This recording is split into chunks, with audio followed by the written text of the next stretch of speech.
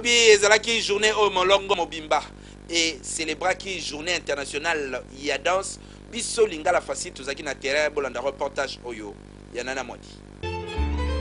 Pendant 1982, comité de danse internationale CDI batia journée ya le 29 avril loko la journée internationale ya danse.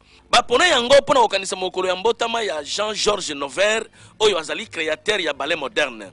Ba objectif ya journée oyo ezali ya kosangisa bato ya danse mpe ko rendre hommage na danse parce que ezali célèbre na mokili mobimba pe e bukaka ba barrière nyonso ezala epai ya ba politiciens, ba musiciens pe e bato misusu boyeba ke danse esangisaka bato nyonso. Pona mboka na biso journée oyo ekoma kofetame kitoko lelo 4 ans yango oyo. Pona yango te mbalo ezali ya unité parce que soki bon moko ekoti na masolo ya danse makambo ya ba danse ya soni pe ya mabe oyo tomona ka butu moi ekosila sans problème ni polémique.